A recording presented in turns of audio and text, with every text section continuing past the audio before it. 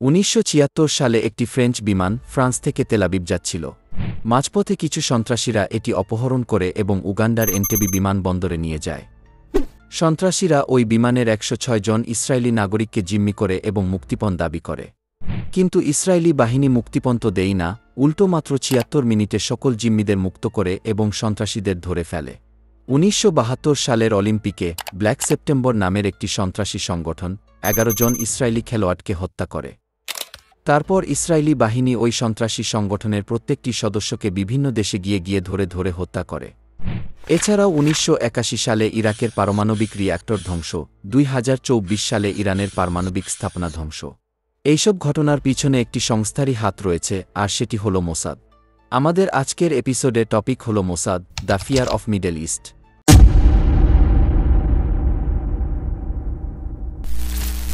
দ্বিতীয় বিশ্বযুদ্ধের পর যখন ইসরায়েলের প্রতিষ্ঠা হয়, তখন তারা একটি শক্তিশালী গোয়েন্দা সংস্থার প্রয়োজনীয়তা অনুভব করে, কেননা তাদের চারপাশ শত্রু দিয়ে ভরা।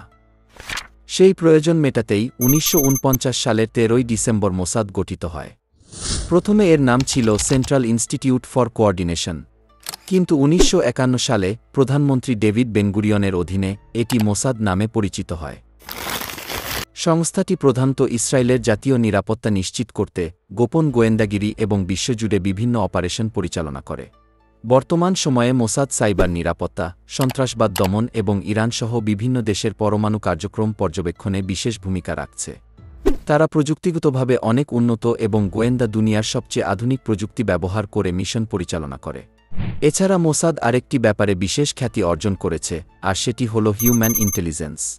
তাদের এজেন্টরা সারা বিশ্বে ছড়িয়ে ছিটিয়ে থেকে গুরুত্বপূর্ণ তথ্য সরবরাহ করে।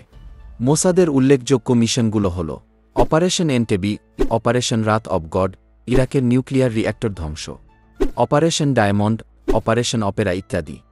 মোসাদের কার্যক্রম নিয়ে বিতর্ক কম নয়। অনেকেই অভিযোগ করে তারা অনেক সময় আন্তর্জাতিক আইন লঙ্ঘন করে অপারেশন চালায়।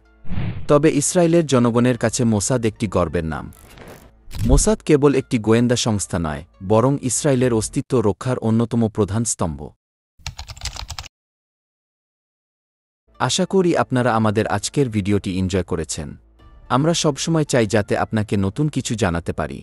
যদি আমাদের ভিডিওটি ভালো লেগে থাকে, তাহলে অবশ্যই ভিডিওটি লাইক এবং শেয়ার করবেন, এবং এইরকম আরও ভিডিও দেখতে আমাদের চ্যানেলটি সাবস্ক্রাইব করে পাশে থাকা বেল আইকনটি অলে সেট করে দিন। ভিডিও সম্পর্কে আপনার মতামত জানান কমেন্ট সেকশনে। দেখা হবে আমাদের নতুন কোনো এপিসোডে। সেই পর্যন্ত বাই বাই।